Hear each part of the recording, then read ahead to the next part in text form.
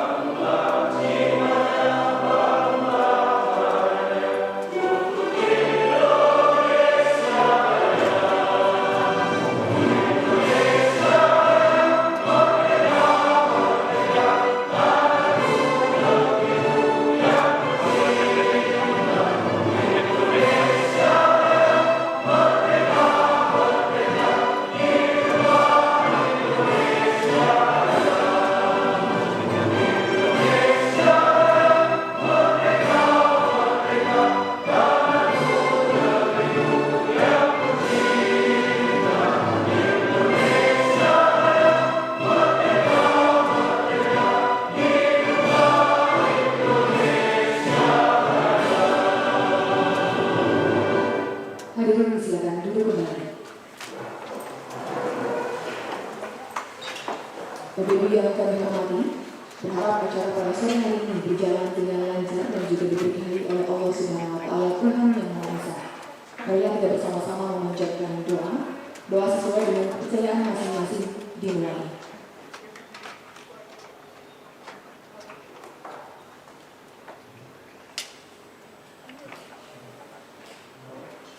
Selesai.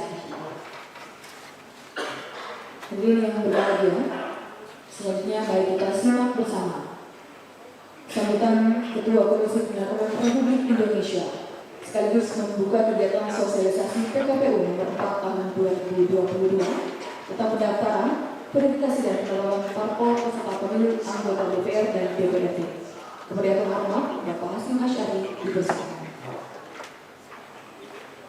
Assalamualaikum warahmatullahi wabarakatuh. Selamat sore dan salam sejahtera untuk kita sekalian. Yang saya hormati para kolega saya anggota KPU, Mas Agus Melas, Mas Ijan Farid dan Mas Haji Afifuddin yang berdua haji.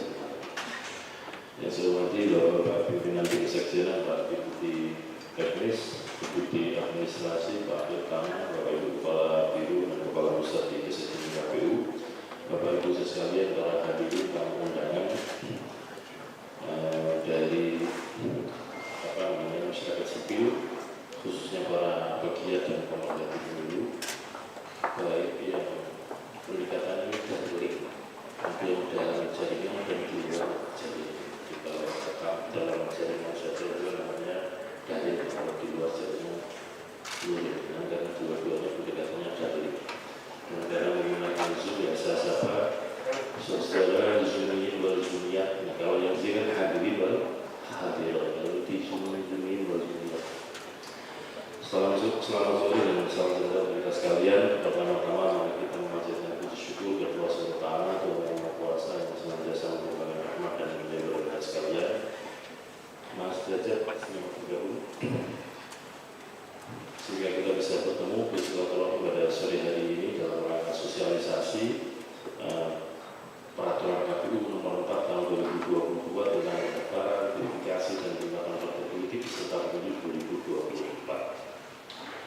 Saya kira kita mengetahui ketahui semua bahwa pemilu sudah dimulai tahapannya sejak tanggal 14 Juni 2022, dan di antara kegiatan yang di bagian awal dan termasuk kegiatan strategis berskala besar karena melibatkan banyak orang, baik orang itu dalam arti penyelenggara pemilu dari pusat sampai kabupaten kota, kemudian dalam arti partai politik mulai pengurus pusat sampai pengurus di kecamatan, anggota partai politik di tingkat kabupaten kota yang jumlahnya 1.000 atau setelah 1.000 jumlah penduduk di masing-masing kabupaten kota. Demikian juga teman-teman Bawaslu dan itu namanya masyarakat umum yang kemudian menjadi anggota partai politik. Ini strategis karena yang namanya pemilu secara langsung itu setidak-tidaknya ada 3 komponen penting. Yang pertama adalah pemilih, kemudian yang kedua adalah peserta pemilu dan calon, kemudian yang ketiga adalah pemungutan penghitungan suara sampai dengan penetapan hasil pemilu. Oleh karena itu, partai politik sebagai salah satu aktor penting dalam pemiluan menjadi peserta pemilu, khususnya untuk peserta pemilu anggota DPR RI, DPRD provinsi dan kabupaten kota. Itu nanti akan kita ketahui semua siapa saja yang dinilai memenuhi syarat perundang-undangan untuk menjadi peserta pemilu 2024, yaitu pada tanggal 14 Desember 2022 atau bertepatan dengan 14 bulan sebelum pemungutan suara sebagaimana amanah Undang-Undang 7 2017. Ibu saudara sekalian, setidaknya kita mengetahui bahwa selain berdasarkan ketentuan Undang-Undang 7 2017, ada putusan Mahkamah Konstitusi nomor 22 tahun 2020 nanti secara detail akan dipaparkan oleh Mas Gibran dan kawan-kawan, yaitu ada 3 kategorisasi partai politik. Yang pertama adalah partai politik peserta pemilu 2019 yang lolos PT atau punya kursi di DPR RI, kemudian partai politik peserta pemilu 2019 yang tidak lolos PT atau tidak punya kursi di DPR RI, kemudian partai politik adalah partai baru. Nah, oleh Mahkamah Konstitusi dengan 3 kategori partai politik ini perlakuannya beda dalam konteks pendaftaran. Untuk partai politik kategori 1, yaitu partai politik peserta pemilu 2019 yang lolos PT, itu perlakuannya adalah mendaftar dan kemudian verifikasi administrasi selesai, tidak dilakukan verifikasi faktual.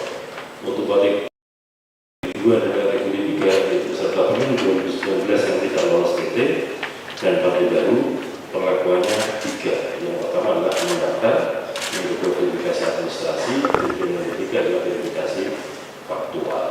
Jadi itu sebagai kerangka dasar cara kerja KPU untuk menangani pendaftaran partai politik dan kegiatan yang dimulai tanggal 1 sampai 14 Agustus. Untuk tanggal 1 sampai tanggal 13 itu pembukaan pendaftaran dilakukan pada jam 8 sampai dengan jam 16 sore di kantor KPU. Kemudian hari terakhir jam 8 sampai jam 24 malam tanggal 14 Agustus 2022 ini.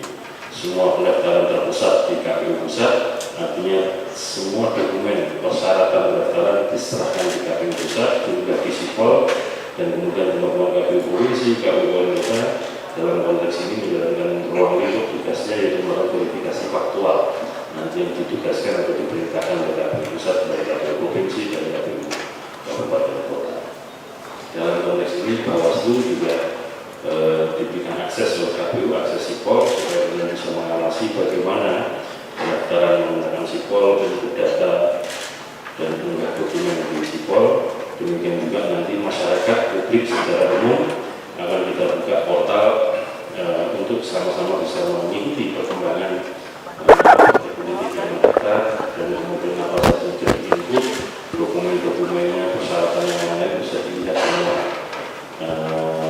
dilihat, dipantau, diawasi melalui portal yang disediakan. Saya kira itu yang dapat saya sampaikan. Sekali lagi terima kasih atas kehadiran partisipasi Bapak Ibu sekalian, organisasi kemasyarakatan, NGO, LSM, pegiat pemilu, pengaji pemilu yang kesempatan hadir dalam kegiatan ini, baik yang dari maupun yang belum.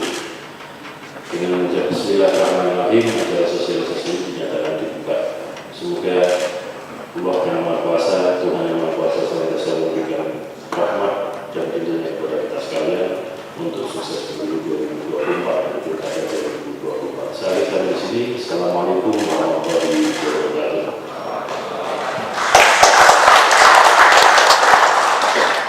Hadirin yang kami hormati, selanjutnya merupakan penyampaian materi sosialisasi yang disampaikan oleh anggota Komisi Pemilihan Umum Republik Indonesia selaku Ketua Divisi Teknis Penyelenggaraan Pemilu. Yang terhormat Bapak Idam Holik, disilakan.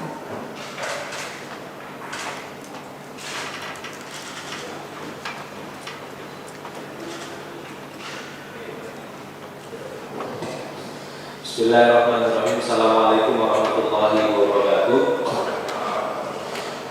Salam sejahtera, Om Swastiastu, Namo Buddhaya. Selamat sore, salam sehat semuanya untuk kita.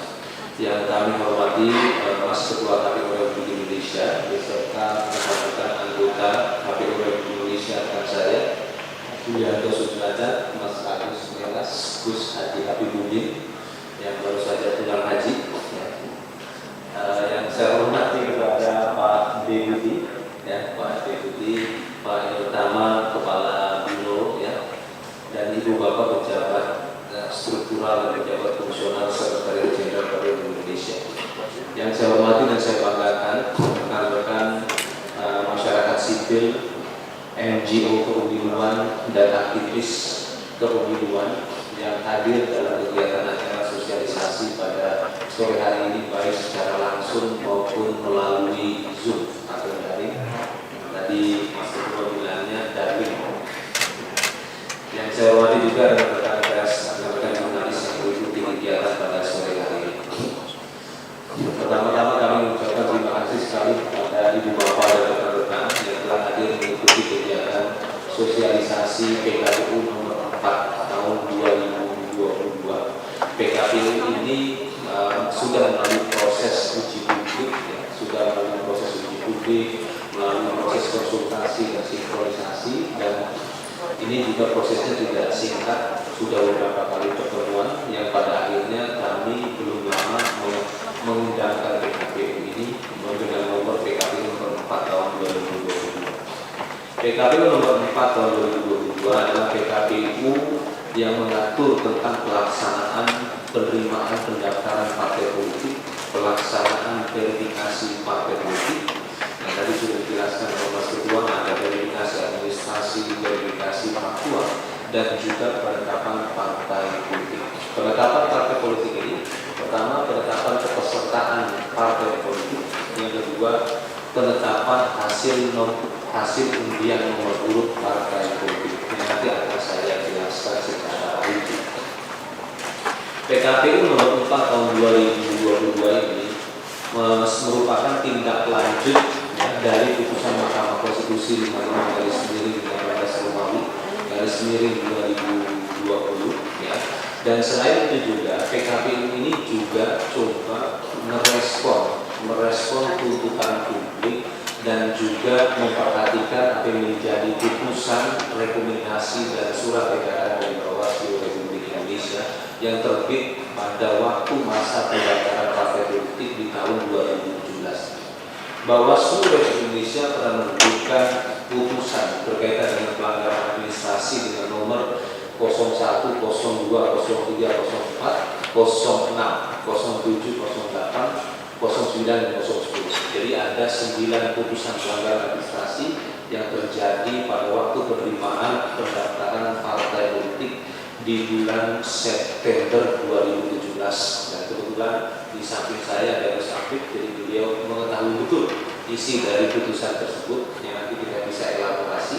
Nah, kami berangkat dari hal tersebut, apa yang menjadi putusan dan rekomendasi Bawaslu kami sempurnakan dalam PKPU ini.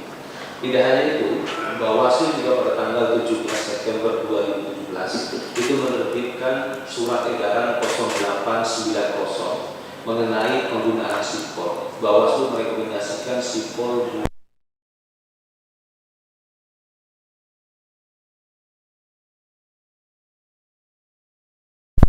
dalam pengaturan kami mengenai sipol di dalam PKPU nomor 4 tahun 2017 ini, yaitu di mana sipol merupakan alat yang digunakan untuk kepentingan pendaftaran partai politik.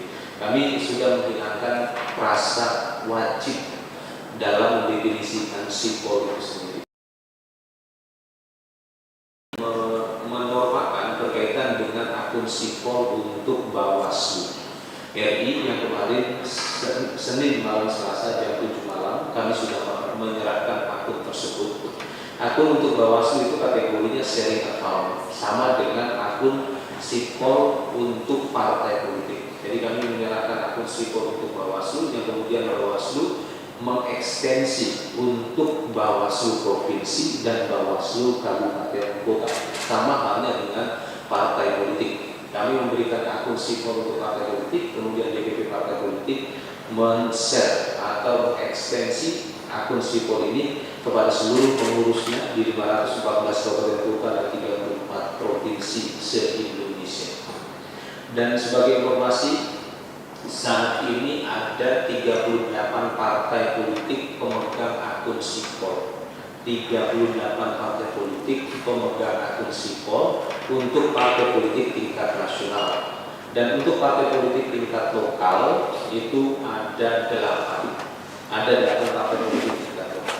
Berkaitan dengan sipol ini, kami sudah go live-kan atau kami luncurkan atau kami online-kan, sehingga partai politik sudah mulai menginput data dan dokumen yang dibutuhkan untuk kepentingan persyaratan pendaftaran partai politik yang sebagaimana diatur dalam pasal 173 ayat 2 dan pasal 177 Undang-Undang Nomor 7 Tahun 2017 Junto Pasal 7 PKPU Nomor 4 Tahun 2022. Jadi kami sudah memulaikan itu sejak 24 Juni 2022 dan dibandingkan atau dikomparasikan dengan apa yang menjadi fakta di tahun 2017, sipol mulai diluncurkan 2 minggu jelang pendaftaran partai politik. Tapi sekarang sipol sejak 24 Juni sudah kita luncurkan dan kami buka sampai dengan tanggal 14 Agustus 2022 seiring dengan berakhirnya masa pendaftaran partai politik. Jadi secara akumulatif ya, sipol dapat digunakan oleh partai politik itu 1 bulan 3 minggu. 1 bulan 3 minggu yang dahulu hanya 2 minggu. Ini bukti kami ingin memberikan pelayanan yang lebih baik kepada partai politik dalam mengunggah data dan dokumen yang dipersyaratkan dalam ketentuan yang berlaku untuk kepentingan pendaftaran partai politik. Berkaitan dengan sipol merupakan satu kebutuhan yang sudah tidak bisa dihindari lagi, apalagi sekarang populasi masyarakat digital atau para sosiolog menyebutnya sebagai network society. Sini dari tahun ke tahun populasinya semakin banyak dan hari ini pengguna internet jumlahnya luar biasa banyak ya. Ini jumlahnya 203 juta pengguna internet. Artinya tuntutan internetisasi tahapan merupakan satu kebutuhan yang tidak bisa dihindari lagi dan ini juga menjadi satu representasi dari peradaban demokrasi kita. Oleh karena itu kami menyebut sipol sebagai proyek nasional, ya, proyek nasional strategis dalam penyelenggaraan pemilu serentak 2024. Dan pada kesempatan ini kami ingin mengajak pada semua pihak untuk bisa menyukseskan program strategis nasional dalam penyelenggaraan pemilu serentak 2024 ini, yaitu dalam bentuk menjaga sipol itu sendiri. Kami berharap ya, dan kami juga sudah melengkapi mengupgrade teknologi ini. Mudah-mudahan sipolnya dapat beroperasi dengan baik, ya. Sipolnya juga terlindungi dari aksi yang tidak diinginkan. Ya. Sebagai informasi dan tindak lanjut dari rekomendasi dari Bawaslu, yang pada waktu itu Bawaslu merekomendasikan agar sipol disertifikasi. Hari ini alhamdulillah sipol sudah terdaftar di Kementerian Hukum dan di Kementerian Komunikasi. Ya. Dan ini sebagai tindak lanjut dari Bawaslu. Dan teknologi sipol juga sudah kita upgrade. Dari sisi teknis dan praktis, sipol ini memiliki banyak manfaat. Pertama, dari sisi manajemen data, partai politik akan sangat terbantu dengan sipol. Karena dengan sipol ini partai politik dapat mengelola datanya. Tidak sekedar sipol mampu meningkatkan participator engagement atau partisipasi publik untuk mengetahui kepengurusan partai politik, kantor partai politik, ataupun ADART partai politik serta keanggotaan partai politik. Ya. Tapi sipol juga ini dapat mempermudah bagi partai politik dalam mengelola datanya. Ya.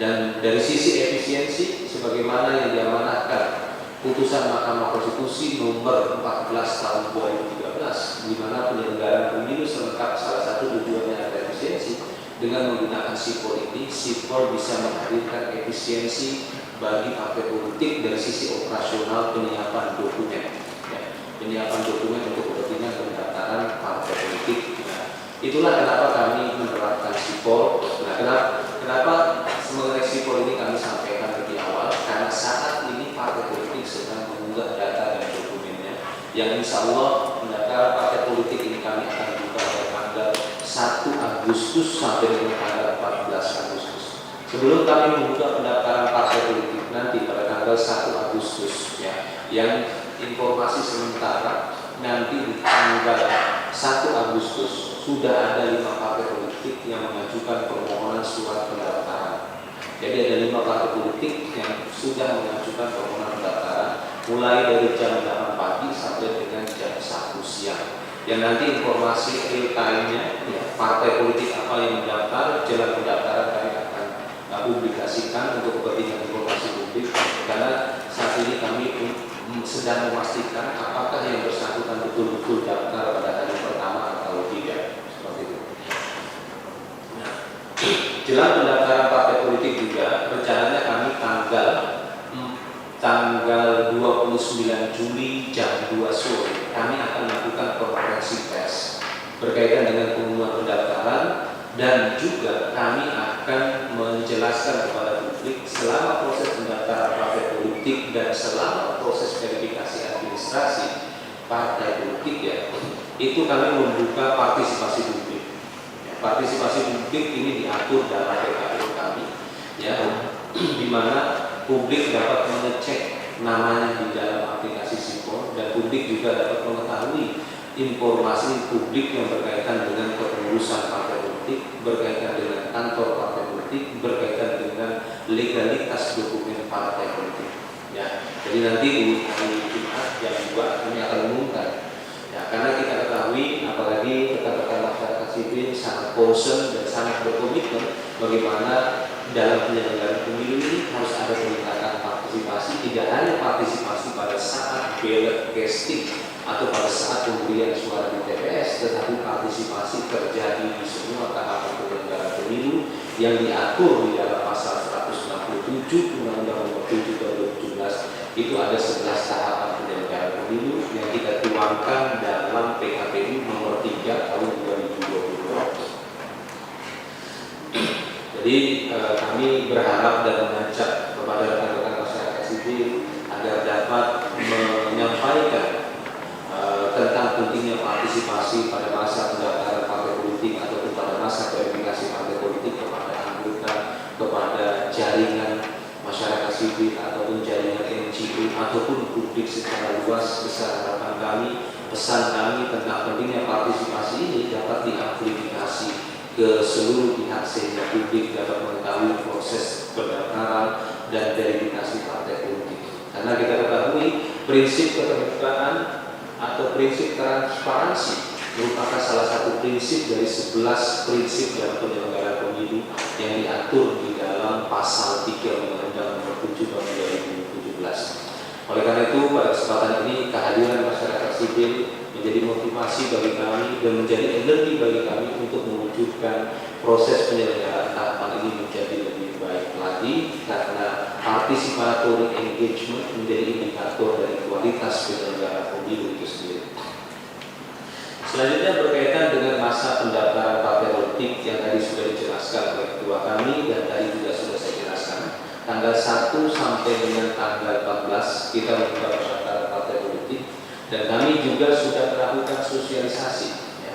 Tidak hanya sosialisasi regulasi, tapi juga kami melakukan sosialisasi berkaitan dengan fungsi SIPOR kepada partai politik.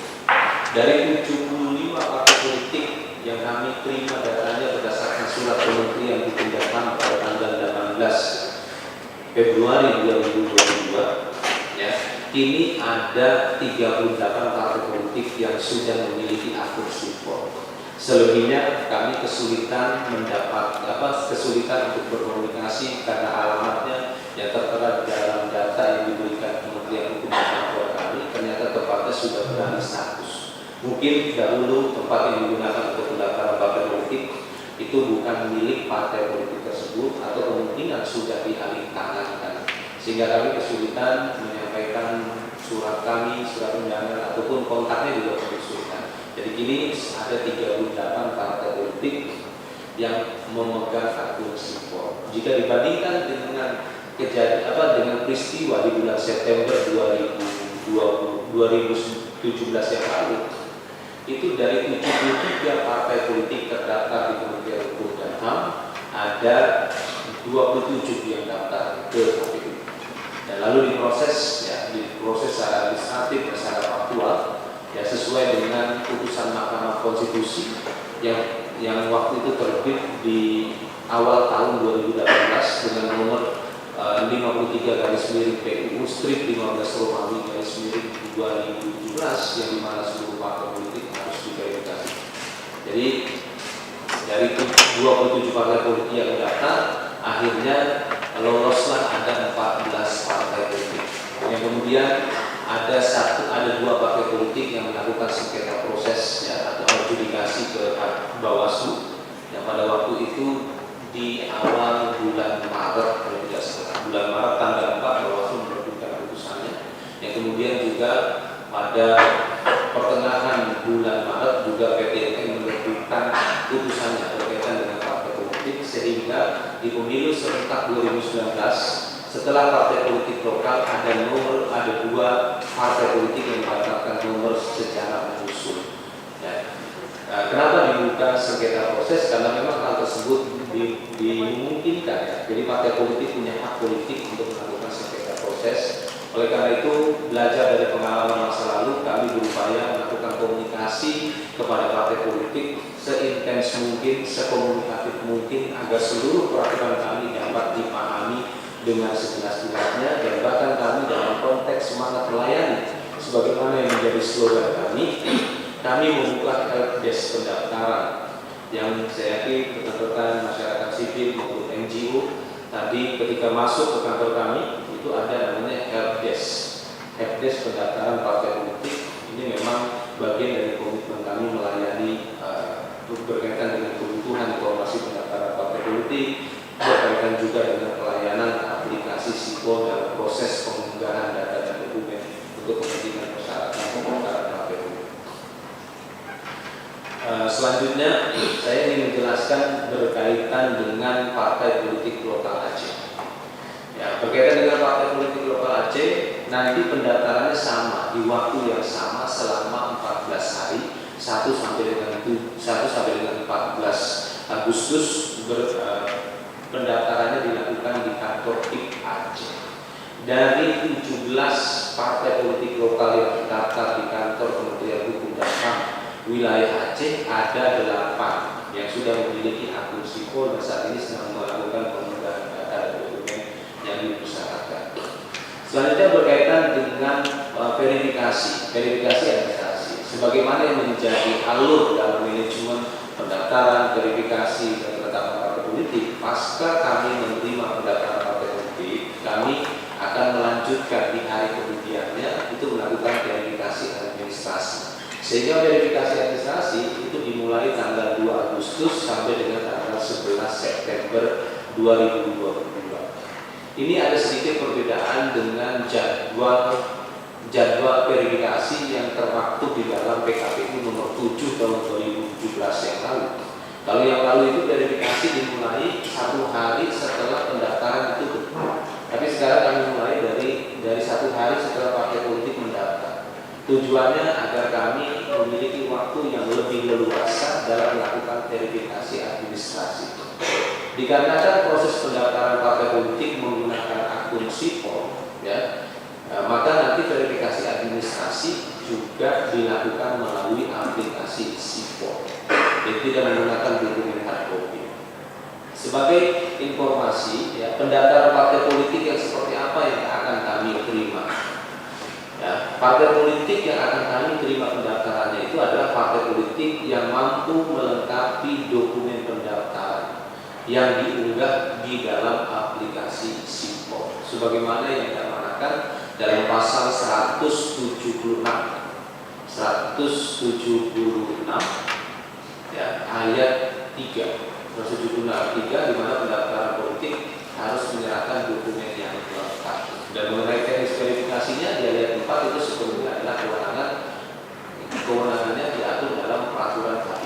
kami diberikan kewenangan atributif untuk melakukan teknis verifikasi. Jadi verifikasi untuk administrasi sepenuhnya kita akan butuhkan lewat aplikasi Sipol yang nanti prosesnya juga akan melibatkan KPU Kabupaten Kota, KIP Kabupaten Kota, KPU Provinsi dan KIP Aceh. Ini kira-kira alur atau bisnis prosesnya seperti ini. Nah, mungkin ini agak rumit terlihat ya karena layarnya agak dulu ya. Tapi nanti short-nya akan diberikan kepada rekan-rekan masyarakat sipil maupun NGO yang mengikuti kegiatan ini. Ya. Jadi mulai dari pendaftaran, pengumuman, pendaftaran, verifikasi administrasi, ya, perbaikan verifikasi administrasi, terus juga verifikasi faktual.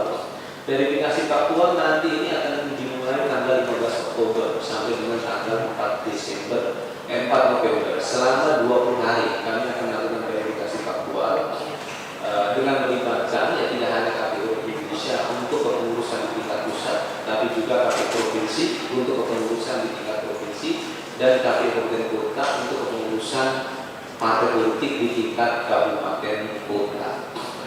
Dan tentunya yang akan kami verifikasi faktual adalah partai politik yang tidak melampaui parliamentary threshold dan partai politik yang berbadan hukum dan belum pernah menjadi peserta pemilu pada pemilu sebelumnya. Verifikasi faktual ini dapat kami lakukan pasca partai politik melampaui verifikasi administrasi. Jadi tahapannya berjenjang.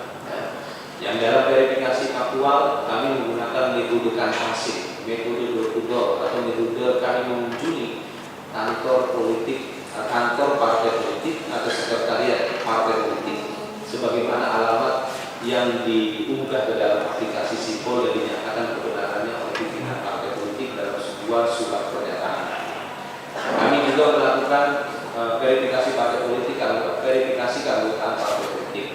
Nah, dalam menentukan sampel, ya, dalam menentukan besaran sampel dan teknik penculikan, hari ini agak sedikit berbeda dalam PKPU ini. Dalam PKPU ini kami menggunakan metode RGM dalam penentuan besaran sampel yang akan digunakan untuk kepentingan verifikasi faktual oleh para verifikator. Yang dalam PKPU ini dijelaskan secara rinci, yang nanti apabila ada hal-hal yang perlu didalami berkaitan dengan metode ini kami akan jelaskan. Metode RGM ini merupakan metode yang kami gunakan pasca kami melakukan konsultasi ke Badan Pusat Statistik. Direkomendasikan pada metode ini lebih akurat ketimbang simple random sampling yang pada umumnya pada PKPU sebelumnya digunakan. Jadi kami ingin memastikan bahwa data yang kami sampling itu betul-betul akurat, dan dalam verifikasi ini artinya kami menggunakan metode ilmiah. Dalam konteks verifikasi faktual juga nanti ada perbaikan, sama seperti verifikasi administrasi. Yang kemudian nanti kami akan lakukan rekapitulasi. Setelah kami lakukan rekapitulasi pada tanggal 14 Desember 2022 kami akan tetapkan pesertaan partai politik pemilu, ya, pesertaan partai politik di pemilu apabila partai politik tersebut ya memenuhi persyaratan sebagaimana diatur dalam PKPU. Ya, dan pada hari yang sama nanti kami juga akan melakukan pengundian nomor urut. Ya. Dalam pengundian ini tidak hanya partai politik tingkat nasional, tapi juga partai politik lokal Aceh. Pengundian nanti kami akan lakukan insya Allah di kantor KPU Republik Indonesia. Itulah kira-kira sebagai pengantar diskusi ini. Saya kira lebih banyak mendengar ya, ataupun masukan dari rekan-rekan masyarakat sipil, NGO ataupun aktivis kepemiluan dalam rangka memastikan tahapan pendaftaran, verifikasi dan penetapan partai politik ini berjalan lebih baik lagi sebagaimana diharapkan publik pada umumnya, dan kami berupaya untuk mendesain rancangan kebijakan kami seperti apa yang diinginkan publik pada penyelenggaraan pendaftaran, verifikasi dan penetapan partai politik di tahun 2017 dan 2018. Saya ucapkan terima kasih. Nanti secara detailnya dokumen ini kami akan berikan slide presentasi kami, dan saya yakin Ibu Bapak dan rekan-rekan juga sudah membaca PKPU nomor 4 tahun 2017. PKPU ini terdiri dari 150 pasal dengan lampiran sebanyak 50 jenis lampiran dan jumlah halamannya sebanyak 263 halaman. dibandingkan dengan PKPU nomor 6 tahun 2018. PKPU terbit tindak lanjut dari putusan Mahkamah Konstitusi nomor 53 garis miring PU strip 15 Februari garis miring 2017 itu hanya 50 pasal, lampirannya hanya 20 jenis lampiran. Begitu juga dengan PKPU nomor 11 tahun 2017, ini hanya 65 pasal. Dari sisi banyaknya pasal, mudah-mudahan apa yang kami rancang ini mampu menyempurnakan pekerjaan-pekerjaan sebelumnya, ya, dan kami yakin semuanya akan berjalan lebih baik ketimbang yang terdahulu, ya, pada saat pelaksanaan pendaftaran dan verifikasi partai politik untuk kepentingan pesertaan pemilu serentak 2019. Itu saja yang bisa disampaikan. Terima kasih. Billahi taufiq wal hidayah. Assalamualaikum warahmatullahi wabarakatuh. Hadirin yang kami hormati, selanjutnya merupakan sesi diskusi dan juga tanya jawab yang dipandu oleh moderator yaitu Bapak Bagis Nakalani selaku Kepala Bagian pada Biro Teknis Penyelenggaraan Sekjen KPU RI. Kami persilakan Pak Bagis.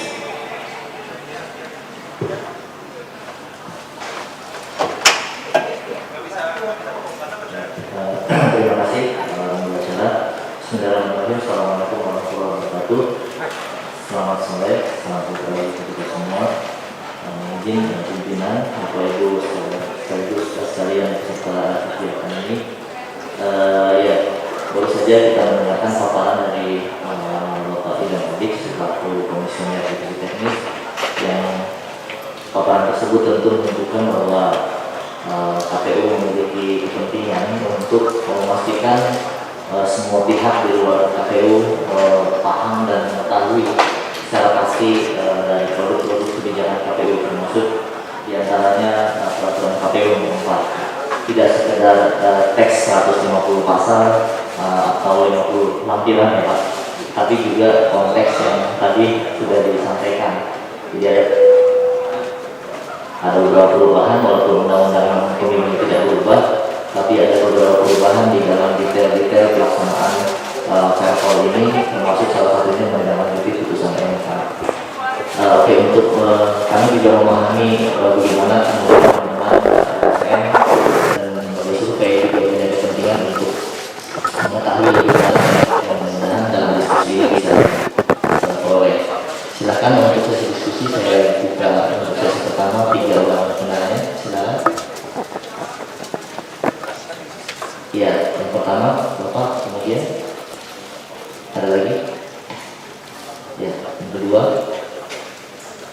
Oke, nanti untuk yang bergabung di melalui daring akan kami juga berikan kesempatan. Silakan Bapak perkenalan diri dan silakan menyampaikan pertanyaan. Baik, terima kasih. Assalamualaikum warahmatullahi wabarakatuh. Terima kasih atas kesempatan yang diberikan. Nama saya Azhar Yakinal dari Trust Indonesia, lembaga survei. Kami mengikuti beberapa kontestasi politik, Pak, mulai dari 2014, 2019, yang concern kami itu adalah kepada bagaimana komunikasi publik dari harapan masyarakat untuk transparansi pelaksanaan hitung cepat, termasuk diantaranya adalah apa yang disosialisasikan oleh KPU. Karena perjalanan sebelumnya di 2 periode belakang ini, kita kan sudah tidak lagi menggelar apa yang kita sebut sebelumnya itu pemantau independen. Artinya sudah tidak ada lagi komunikasi secara langsung dengan KPU di lapangan, baik itu oleh komunitas, paguyuban atau apapun namanya. Apabila mereka menemukan kejanggalan, mereka menemukan sesuatu yang ingin disampaikan langsung kepada KPU. Artinya selama ini momentum yang diberikan itu adalah bentuk sosialisasi saja, bentuk sosialisasi dari pendaftaran, nomor urut dan segala macamnya, tapi bukan pada problematika yang terjadi dalam spektrum politik di lokal maupun di nasional. Itu yang menjadi concern kami. Kami bahkan dalam beberapa aktivitas dalam 2014 sampai 2019, kami kami sempat mengusulkan banyak hal kepada LO KPU di masing-masing partai, karena ternyata mereka pun juga kehilangan balancing politik karena mereka tidak mendapatkan aktivitas dalam komunikasi langsung kepada KPU. Nah, menurut kami ini menjadi hal yang sangat penting untuk bisa dijadikan bahan diskusi mungkin di KPU ke depan pada saat sosialisasi DPT, mungkin itu juga bisa disampaikan, atau bahkan mungkin kita bisa menyelenggarakan kembali pemantau independen tersebut yang melibatkan secara aktif, secara langsung, dan memang paguyuban kelompok masyarakat atau organisasi yang berpengaruh yang bisa membantu KPU untuk mensosialisasikan semua aktivitasnya itu berlangsung secara legal dan formal, sehingga tidak perlu lagi ada kecurigaan, tidak perlu lagi ada perpecahan di tengah-tengah masyarakat akibat ketidaktahuan salah satunya. Dan tentunya kita ingin iklim atmosfer politik ke depan itu jauh lebih baik. Terima kasih. Assalamualaikum warahmatullahi wabarakatuh. Waalaikumsalam warahmatullahi wabarakatuh. Terima kasih Pak untuk pertanyaan pertama. Yang kedua, silakan Pak. Ya, Assalamualaikum warahmatullahi wabarakatuh. Nama saya Arfianto dari Indonesia Institute Center for Public Policy Research. Tahun lalu kami mengadakan studi terkait tentang keterbukaan data pemilu dan juga ekosistem pemiluan. Pada kesempatan kali ini, apa yang disampaikan oleh Mas Idham itu kami sangat apresiasi. Ada perkembangan yang baru dari KPU bagaimana memposisikan sipol ketika di tahun-tahun sebelumnya banyak kritikan dan juga banyak problem yang menyertainya.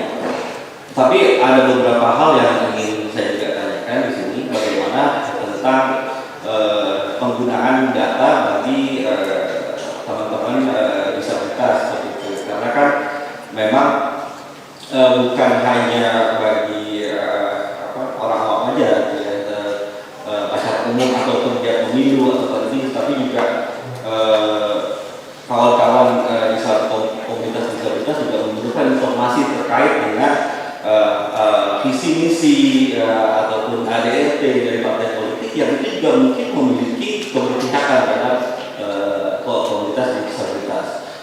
Terus kemudian yang kedua, apakah dalam forum ini kita bisa diperlihatkan contoh mungkin ya dari sipol yang mungkin bisa diakses oleh kelompok masyarakat sipil. Tadi kan Mas Idham bilang kelompok masyarakat sipil bisa melihat hal itu untuk bisa sama-sama saling mengawasinya. Apakah dalam forum ini bisa kita diperlihatkan itu bagaimana prosesnya nanti dan juga tampilannya seperti apa? Itu aja dari saya. Assalamualaikum warahmatullahi wabarakatuh.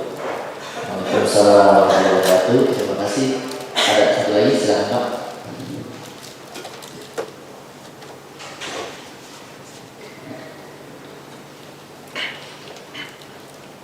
Bismillahirrahmanirrahim. Assalamualaikum warahmatullahi wabarakatuh. Salam perjuangan, salam kemerdekaan. Nama saya Alin Bara dari Puskapi. Tadi sudah dijelaskan oleh Bung Idham Maulid ya. Saya cuma ingin mempertegas bahwa kalau tidak salah ada 38 partai politik yang sudah mengantongi sipol, ada 8 partai lokal. Nah, lalu tadi ada poin yang saya garis bawahi bahwasanya bahwa dalam pendaftaran dan verifikasi faktual di 2024, nah nanti di 2021 ini itu tidak lagi mempergunakan hard copy, semuanya dengan sistem komputerisasi dan sebagainya. Nah, saya ingin juga ada penjelasan bahwa apa konsekuensi logis bila terjadi sesuatu di dalam teknologi. Nah, kenapa saya pertanyakan itu? Siapa yang nanti disalahkan? Vendornya kah? Operator di lapangan kah? Atau seperti apa? Artinya bahwa bagaimanapun kita tidak boleh mengabortus tahapan perubahan yang sudah dilakukan oleh anggota KPU di masa lalu. Artinya saya cuma ingin penjelasan mengapa hard copy tidak digunakan lagi. Terima kasih. Wassalamualaikum warahmatullahi wabarakatuh. Waalaikumsalam warahmatullahi wabarakatuh. Terima kasih Pak. Pak Idam izin ada 4 pertanyaan dari 3 penanya. Yang pertama terkait dengan ruang yang diberikan kepada pemantau independen untuk menyampaikan aspirasinya yang mungkin mereka merasa mungkin saat ini belum terbuka atau belum tersedia. Kemudian yang kedua ada 2 pertanyaan terkait dengan disabilitas, Pak, akses terhadap disabilitas dan juga akses sipol terhadap teman-teman masyarakat sipil.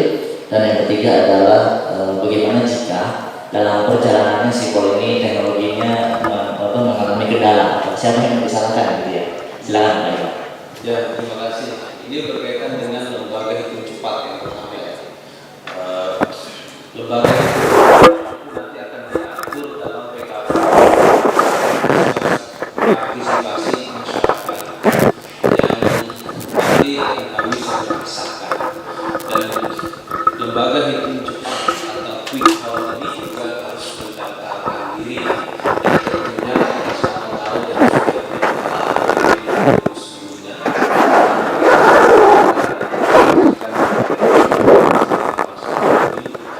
Jangan sampai nanti ada melanggar aturan, apalagi pada saat mulai publikasi pasca pengumuman suara. Hitungan cepat ini juga ketentuan mengenai hitungan cepat ini juga pernah di judicial review di Mahkamah Konstitusi beberapa kali ya. Dan itulah yang menjadi pedoman kami dalam nanti mengatur tentang bagaimana hitungan cepat ini mendaftar, bekerja, dan melaporkan, termasuk metodologi yang digunakan. Terkait dengan aspirasi hitungan cepat ya, atau berkaitan dengan partai dengan hitungan cepat, ya, tentunya ini sebenarnya urusan internal partai. Kan kalau bicara tentang hitung cepat ini ada lembaga yang sifatnya independen, tapi juga ada mungkin hitung cepat yang menjadi partai politik tertentu. Biasanya kalau media menampilkan ini hitungan cepat yang independen, tapi kalau untuk kepentingan pribadi, ya kepentingan partai politik biasanya nggak dipublikasikan. Gitu. Itu yang saya respon tadi ya, Mas ya, yang berkaitan dengan apa yang disampaikan terkait dengan komunikasi di KPU.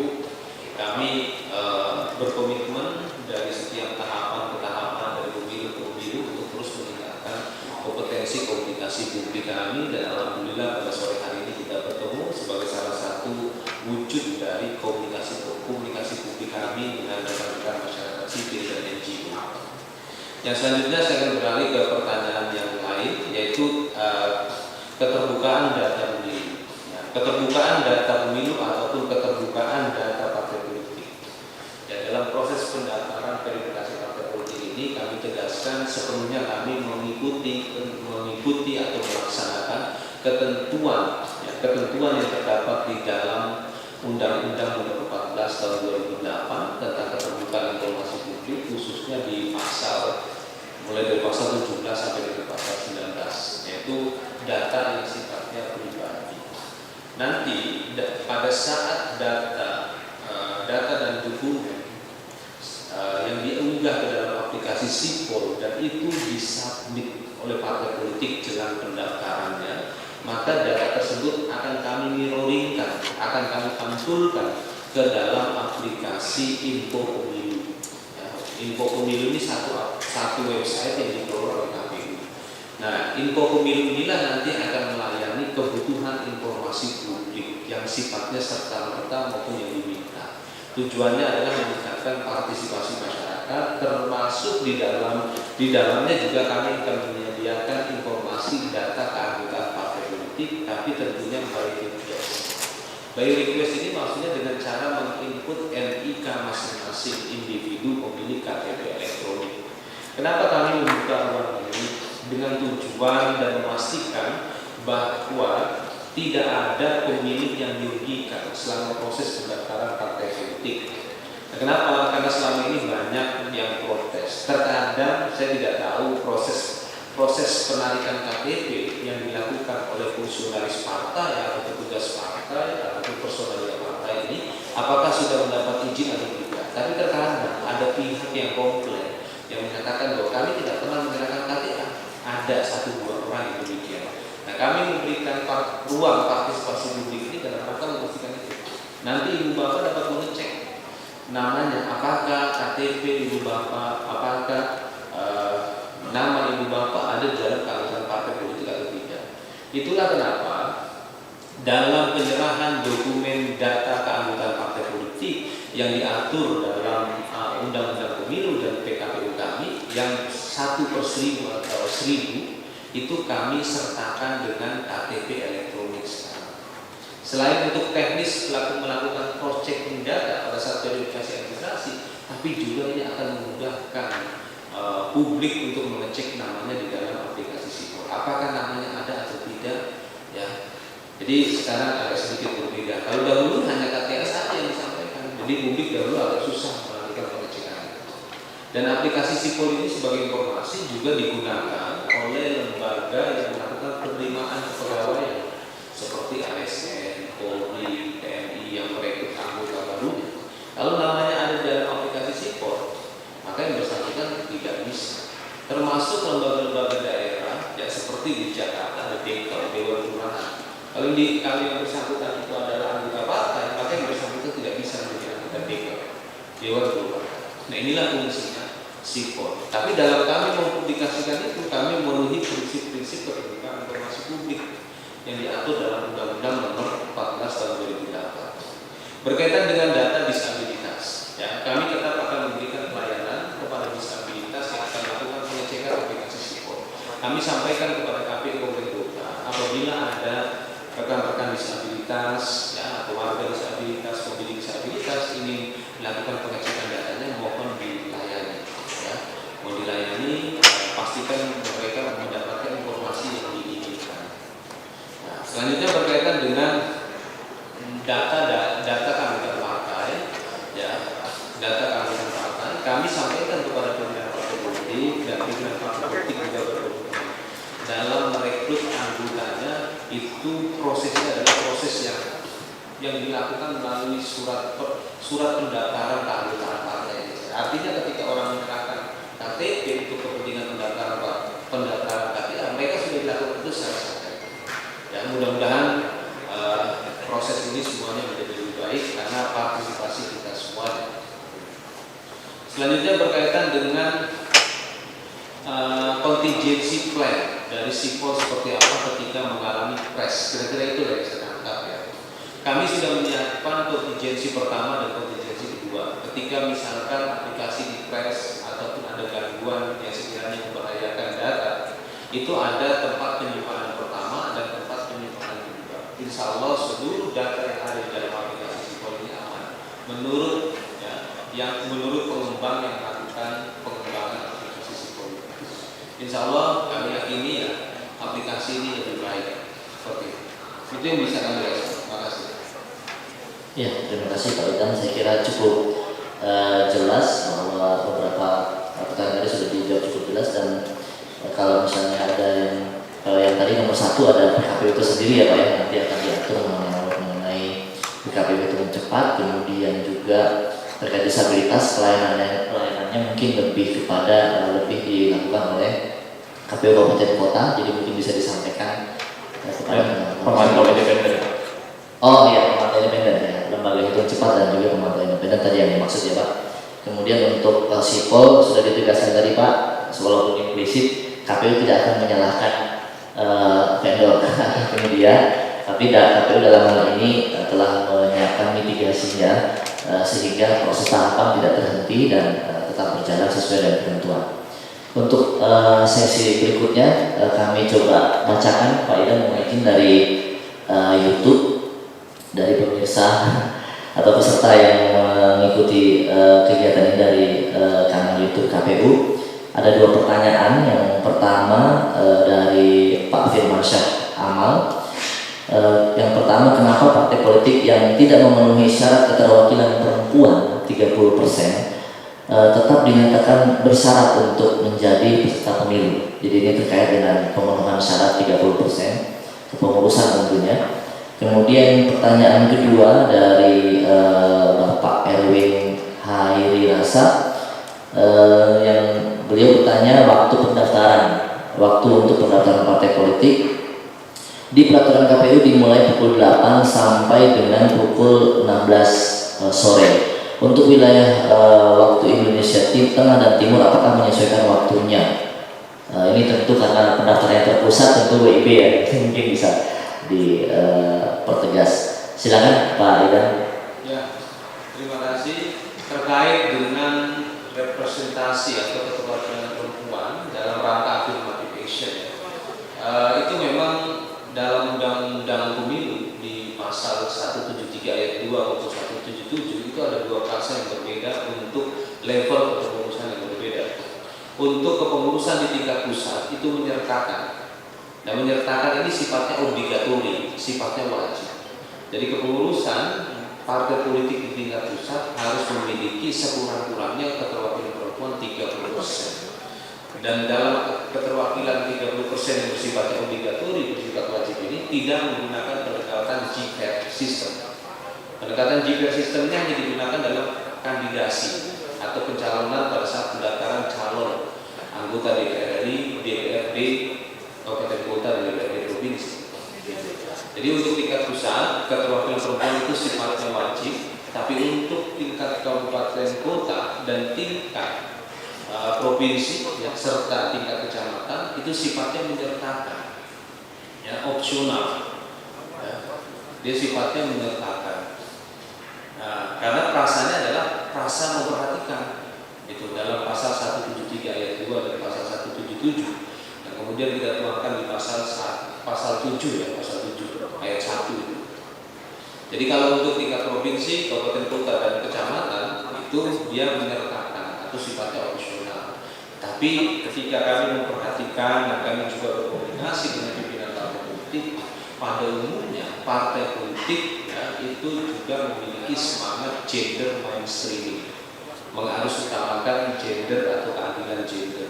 Ya, mereka pada umumnya berkomitmen memenuhi keterwakilan perempuan di tingkat provinsi, kabupaten kota dan kecamatan. Itu yang kami informasikan juga. Walaupun itu sifatnya tidak wajib atau non obligatori seperti itu. Selanjutnya berkaitan dengan waktu pendaftaran. Pendaftaran ini dilakukan di dua tempat. Pertama di KPU Republik Indonesia untuk partai politik di tingkat nasional, dan itu nanti yang untuk di waktu yang terakhir itu kan di dalam PKPU kami jam 23:59 ya, waktu Jakarta, waktu Indonesia bagian barat. Begitu juga untuk Aceh, KIP Aceh untuk kepentingan pendaftaran partai politik lokal. Jadi waktunya adalah waktu WIB, dan bagi ibu bapak atau rekan-rekan yang saat ini sedang menyaksikan di YouTube, ya nanti menyesuaikan saja waktunya. Ya kalau WIB-nya jam 1 malam, berarti di Papua sekitar jam 2 ya. Nah, seperti itu Mas. Terima kasih. Baik, terima kasih Pak Idan. Berarti saya kira cukup jelas. Yang pertama pusat itu menyertakan ya Pak, berarti wajib 30%, dan kemudian provinsi dan kabupaten kota itu memperhatikan sehingga dia tidak wajib. Nah, ini terkait dengan pemenuhan syarat berarti tergantung nanti seperti apa yang dipenuhi oleh teman-teman partai politik. Walaupun demikian, yang 30%-nya untuk di pusat tidak menganut sistem zipper ya Pak ya. Jadi tidak seperti pencalonan yang memperhatikan perempuan di satu di antara tiga, tidak seperti itu. Tapi yang penting memenuhi syarat 30% di kepengurusan. Kemudian tadi untuk waktu ya ada pusat dan ada di wilayah Aceh. Kemudian mohon izin Pak Idan, ada pertanyaan dari kolom chat di Zoom kita. Ada pertanyaan dari Bapak Hadar Nafis Gumai. Yang pertama, apakah betul partai politik calon peserta pemilu yang belum tuntas memasukkan data dan dokumen persyaratan dalam sipol tetap dapat diterima pendaftarannya sepanjang dapat menunjukkan atau menyerahkan sudah memiliki dokumen-dokumen tersebut secara lengkap? Nah, ini sangat penting untuk dijawab Pak Idan, sangat menarik pertanyaannya. Jika betul demikian, mengapa tidak diatur dalam peraturan KPU? Itu pertanyaan pertama dari Pak Hadar. Kemudian yang kedua, jika pengaturan seperti ini, maksudnya yang pertama tadi, tidakkah pengaturan seperti ini dapat menimbulkan ketidakadilan, khususnya terhadap partai politik yang telah menuntaskan seluruh data dan dokumen persyaratannya ke dalam sipol. Nah, ini mungkin banyak pihak Pak mungkin memiliki pertanyaan yang sama dengan Pak Adel. Silakan Pak Idam untuk dijawab.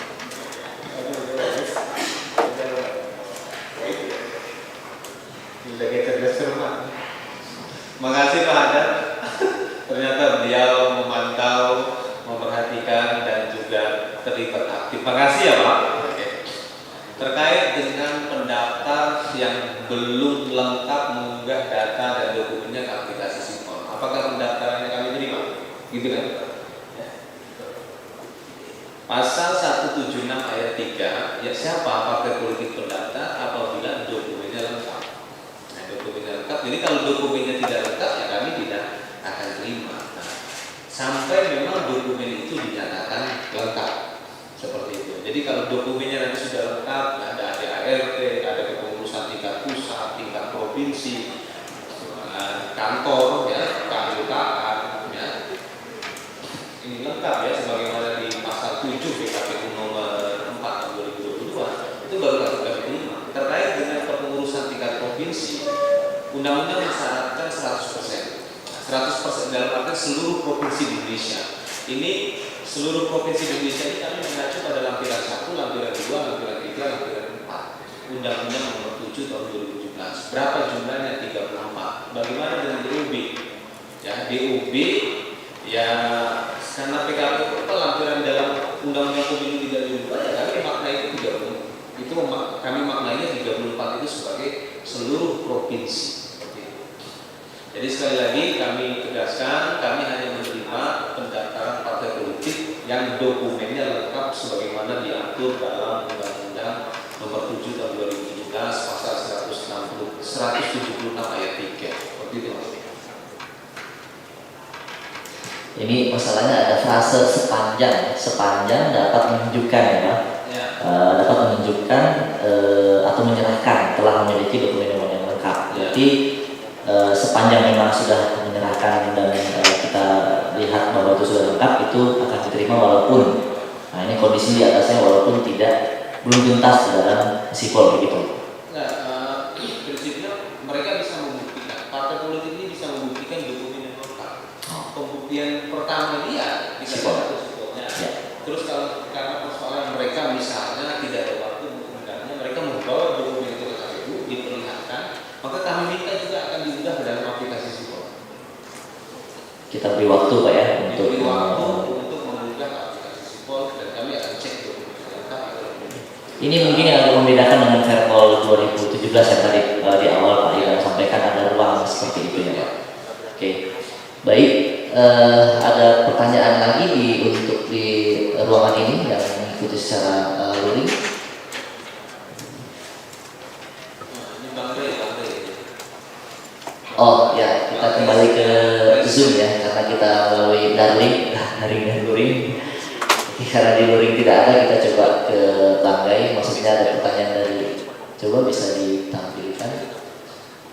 Ya.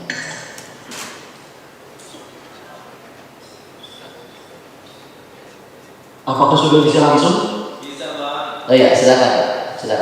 Baik, terima kasih. Assalamualaikum warahmatullahi wabarakatuh. Pak Ayat. Saya sebetulnya menanyakan agak banyak, tapi mudah-mudahan saya sampaikan aja yang mau dijawab-jawab yang agak ya. Menyambung tadi pertanyaan Mas Hadar itu. Iya, baik Pak. Apakah itu menunjukkan bahwa kalau orang mendaftarkan cukup melalui sipol tidak perlu hard copy-nya atau tidak? Atau kalau orang cukup menyertakan hard copy-nya saja tapi belum sempat mengunggahnya ke sipol, bagaimana cara mengatasinya? Itu yang pertama ya. Nah yang kedua, saya banyak dikeluhkan oleh beberapa orang terkait dengan nama-nama mereka dinyatakan sebagai pengurus anggota partai politik atau nanti misalnya di DPD sebagai pendukung anggota, pendukung calon anggota DPD. Padahal tidak pernah mereka menyatakan itu, tidak pernah mereka disertakan dalam itu. Nah cuma implikasinya berat kepada mereka. Selain nama mereka dicabut, tapi pada saat yang bersamaan pemulihan nama itu ujung-ujungnya diwajibkan kepada mereka sendiri. Nah, apakah KPU punya desain sekarang yang mewajibkan entah itu partai politik, entah itu calon DPP misalnya yang menyatakan dukungan agar berkewajiban untuk memulihkan nama orang yang dianggap dicatut namanya itu. Karena ini banyak keluhan kepada saya. Kita udah dicatut namanya, ribet lagi kita urus-urusnya.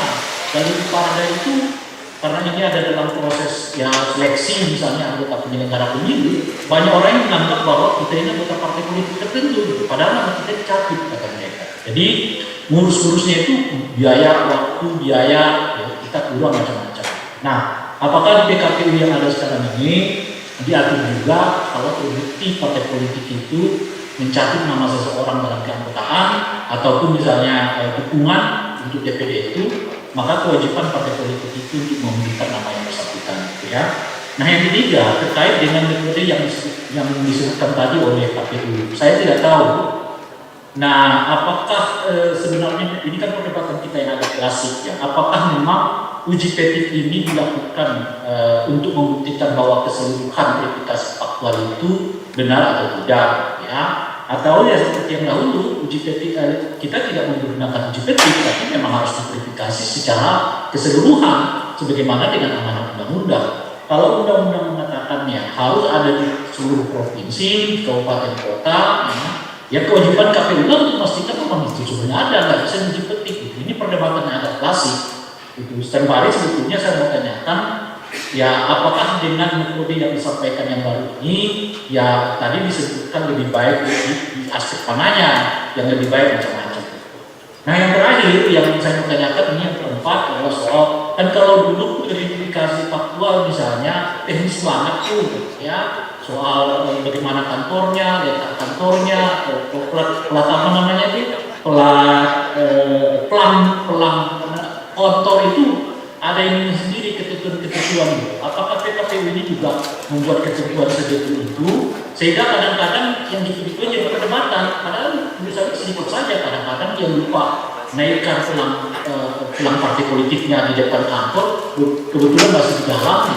Nah itu kadang-kadang dicoret bahwa partai politik itu tidak memenuhi syarat, tidak memenuhi macam-macam. Kadang-kadang gambar presiden, wakil presiden tidak ada, itu juga jadi persoalan dan seterusnya. Saya terus terang belum baca PKPU ini, tapi makanya saya bertanya apakah verifikasi faktualnya juga sampai sedetil-detil yang begituan yang diatur di dalam PKPU. Ini mungkin pertanyaan dari saya, 4 atau 5 pertanyaan ini silakan dijawab yang menurut Pak Idam yang mesti dijawab, yang tak dijawab ya nggak usah. Terima kasih. Assalamualaikum warahmatullahi wabarakatuh. Terima kasih Pak Rai. Silahkan Pak Idam mau dijawab semua Pak. Silahkan. Beliau ini baik banget. Bisa saja kita sebenarnya tidak mesti menjawab karena beliau sudah berikan opsi boleh dijawab boleh tidak. Tapi sebagai bentuk penghormatan kami kepada beliau, saya izin ya Bang, saya akan jawab dari awal sampai akhir. Yang pertama berkaitan dengan pengurus parpol ya. Pengurus parpol ini apa? Sipol Pak. Sipol ya. Mengulang pertanyaan Pak Haras. Ya, berkaitan dengan sipol. Bagaimana dengan partai politik yang belum selesai mengunggah dokumennya dan partai politik tersebut membawa hard copy? Ya, kami akan minta nanti partai politik tersebut mendigitalisasi seluruh dokumen yang dibawa dalam rangka melengkapi dokumen yang sudah diunggah ke dalam aplikasi sipol. Dan proses pendaftaran partai politik ya, yang terpenting adalah kami pastikan dokumen yang dibawa ataupun dokumen yang diunggah itu bersifat lengkap sebagaimana yang disyaratkan dalam persyaratan pendaftaran partai politik. Dan kami akan memberikan kesempatan partai politik tersebut mengunggah sampai dengan selesai. Gitu. Karena prasyarat wajib kan sudah dihilangkan, jadi sipol sebagai alat bantu. Nah, disinilah fungsi sipol sebagai alat bantu. Nah, kenapa kami meminta harus dilakukan digitalisasi seluruh dokumen sampai dengan selesai? Kepentingannya ada kepentingan informasi publik, Pak. Ya, selain informasi publik, ini juga kepentingan pada persoalan manajemen data partai politik itu sendiri. Dalam PKPU nomor 4 tahun 2022 ini, kami menerapkan kebijakan sipol berkelanjutan yang diupdate per 6 bulan sekali pasca partai politik ditetapkan sebagai peserta pemilu. Nah, jadi mulai dari Januari sampai dengan Juni nanti kami akan himbau kepada partai politik untuk melakukan update sipolnya, data-data yang ada Konteksnya adalah participatory engagement pemilih terhadap partai politik. Yang selanjutnya berkaitan dengan pengurus parpol ataupun keanggotaan yang sifatnya dicatut. Itulah kenapa dalam PKPU nomor 4 tahun 2023 ini kami memberikan kesempatan kepada publik untuk berpartisipasi. Dan itu kami masukkan dalam bab khusus partisipasi masyarakat.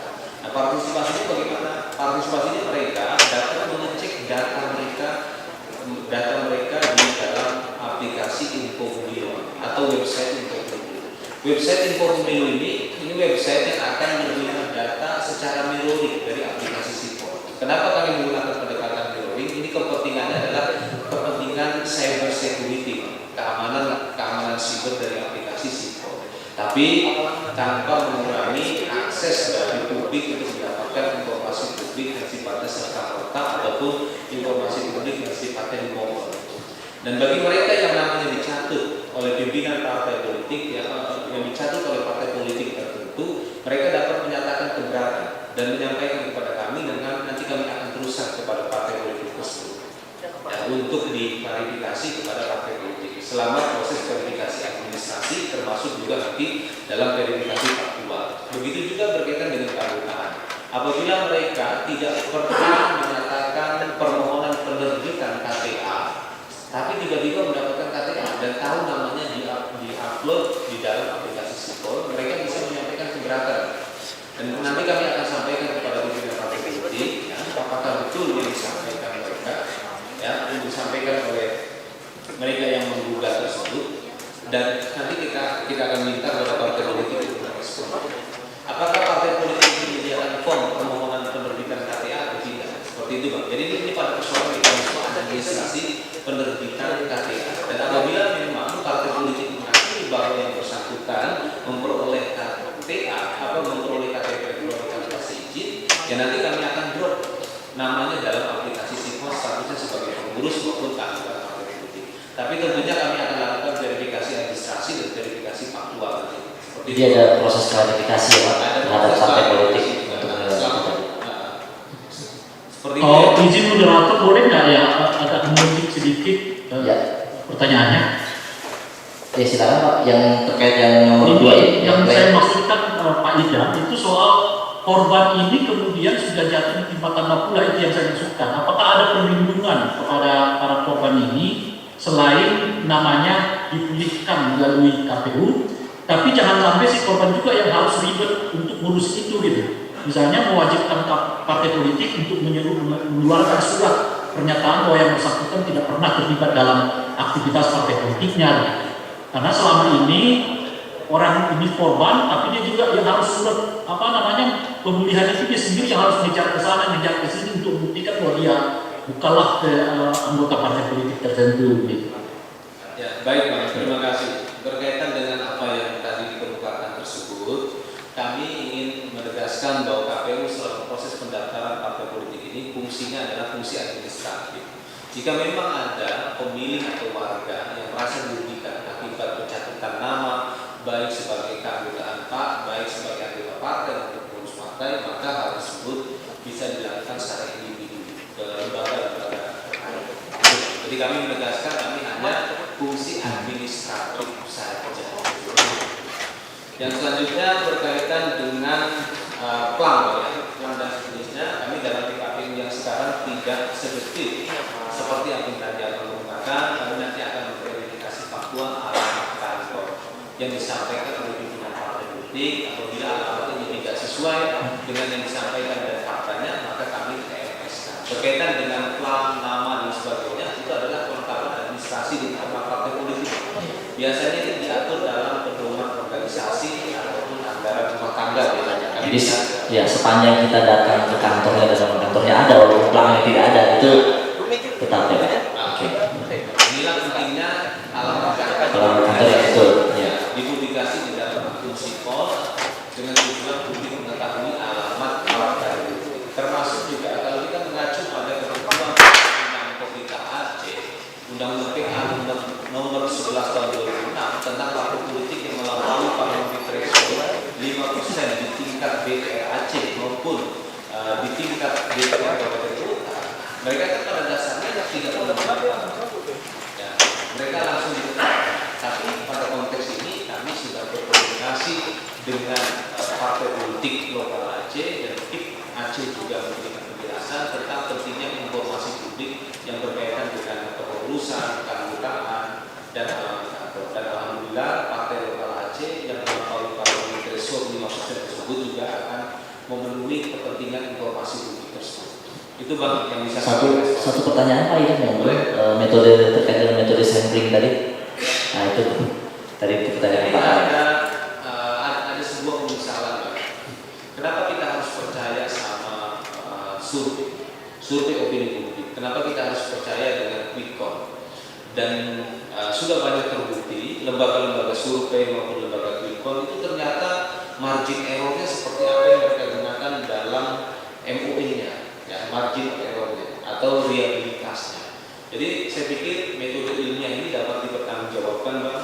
Kalau seandainya metode populasi diterapkan, kita bisa bayangkan satu kabupaten 1000 dikali misalkan 300 kabupaten, ada 300.000 Bang.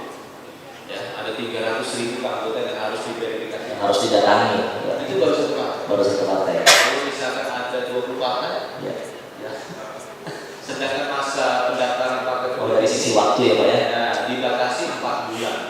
Jadi memang betul apa yang disampaikan oleh Bang Rey, ini persoalan klasik ya. Tapi makasih Bang, mudah-mudahan para pembentuk undang-undang dapat mencermati hal ini sehingga mungkin nanti tempat diskusinya pada saat proses legal drafting. Terima kasih ya Bang ya. Baik. Ya. Terima kasih Pak Idam, terima kasih Pak Rey. Sudah ada lagi yang angkat tangan di forum daring kita, ada Pak Arya Fernandes. Silakan. Baik, selamat sore Pak Idam dan Pak Komisioner. Saya Arya Fernandes dari CSIS. Pak Idam, saya ada 2 pertanyaan. Yang pertama, mohon maaf saya punya video lagi di jalan. Yang pertama soal update terutama terkait DOB ya. Apakah sejauh ini sudah ada update atau komunikasi yang dilakukan KPU dengan DPR terutama terkait pendaftaran partai, kepengurusan partai di 3 DOB baru. Kalau tadi kan Pak Idam cerita bahwa mengacu pada Undang-Undang 7 2017 ya. Nah, itu update itu yang yang kedua juga update terkait bagaimana penataan daerah pemilihan dan alokasi kursi di daerah otonomi DOB baru. Apakah juga ada update ya terkait itu?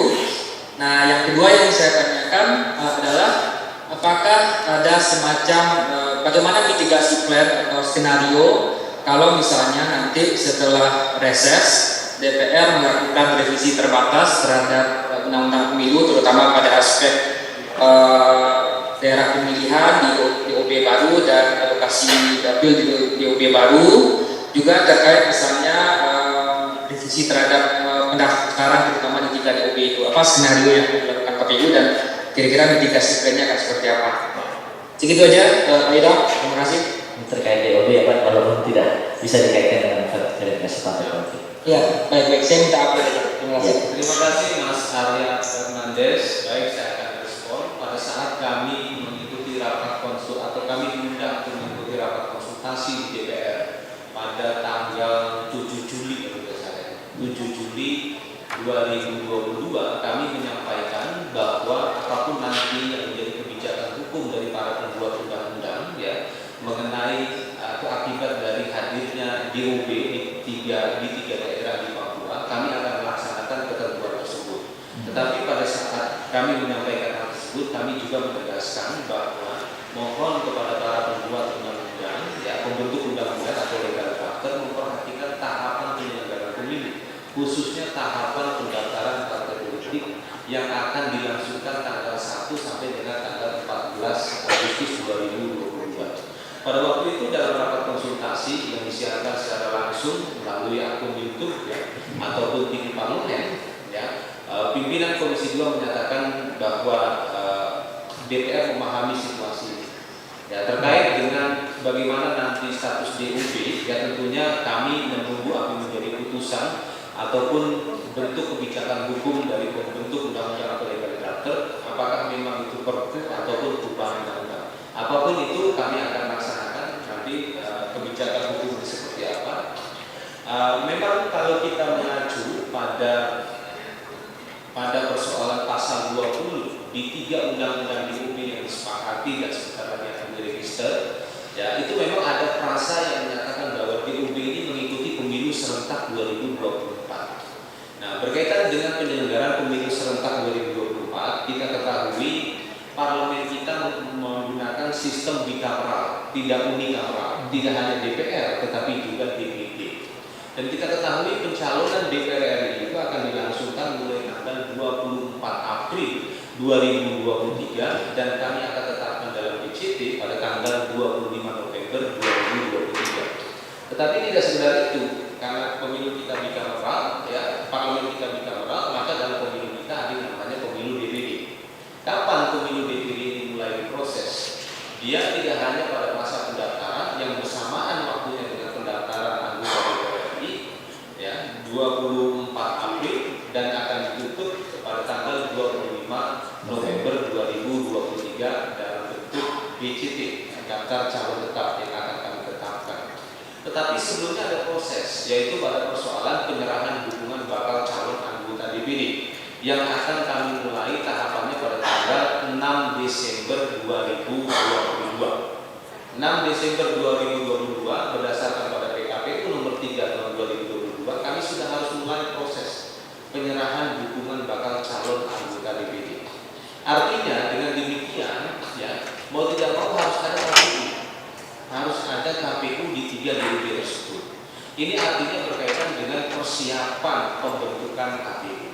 Secara informal kami menyampaikan kepada pihak-pihak terkait, mohon berikan waktu yang cukup bagi kami untuk mempersiapkan kepengurusan KPU di tingkat provinsi. Kalau kepengurusan KPU di tingkat kabupaten kota kan sudah ada di 29 kabupaten kota di Papua. Artinya kami berharap jauh sebelum tanggal 6 Desember 2022 KPU-nya sudah terbentuk untuk mempersiapkan penerimaan dukungan dari para persoalan. Nah, jadi terkait dengan bagaimana kesiapan KPU, apapun yang menjadi putusan atau kebijakan hukum dari para pembentuk undang-undang atau legal drafter kami akan laksanakan. Dan terkait dengan pendaftaran partai politik, kami tegaskan dalam rapat konsultasi dengan DPR dan pemerintah beserta Bawaslu dari KDP, kami menggunakan 34 provinsi sebagai penjelasan untuk rasa memiliki kepengurusan di seluruh provinsi di Indonesia. Kira-kira seperti itu. Berarti di satu sisi tetap mengacu pada Undang-Undang 7, 34 provinsi ya Pak.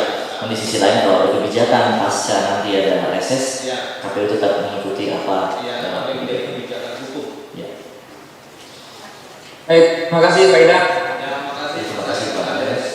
Ada lagi, kita akan buka 2 pertanyaan lagi. Mohon izin Pak Ida, 2 pertanyaan lagi dari forum luring. Ya, kalau tidak ada yang dari, ya saya kira cukup karena sudah mau waktu juga. Terima kasih Pak Ida atas penjelasannya. Saya tidak menyimpulkan, mudah-mudahan apa yang disampaikan Pak Ida tadi bisa mencerahkan kita, baik teks PKPU 4 maupun konteksnya, supaya kita juga sama-sama memahami peraturan ini dalam menghadapi tahapan verifikasi partai politik. Demikian diskusi saya tutup. Saya kembalikan ke pembawa acara. Assalamualaikum warahmatullahi wabarakatuh. Hadirin yang kami hormati, demikianlah serangkaian acara sosialisasi PKPU nomor 4 tahun 2022 tentang pendaftaran, verifikasi dan penetapan parpol peserta pemilu telah selesai. Kami ucapkan terima kasih atas kehadiran dan juga partisipasi Bapak Ibu pada kegiatan kita pada sore hari ini. Akhir kata, wassalamualaikum warahmatullahi wabarakatuh. Selamat sore, salam sehat.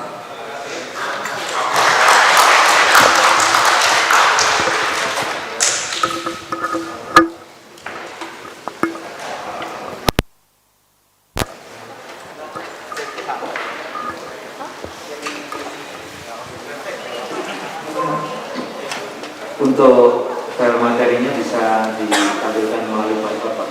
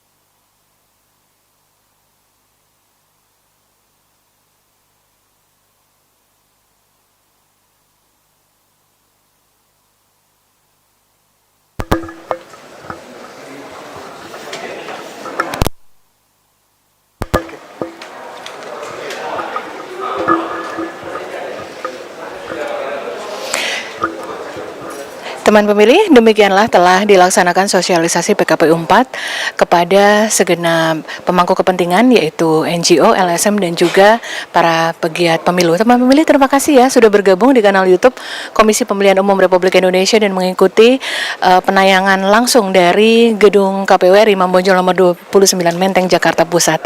Terima kasih banyak sudah bersama dengan kami dan nantikan terus informasi kepemiluan berikutnya hanya di kanal YouTube Komisi Pemilihan Umum Republik Indonesia. Sampai bertemu kembali.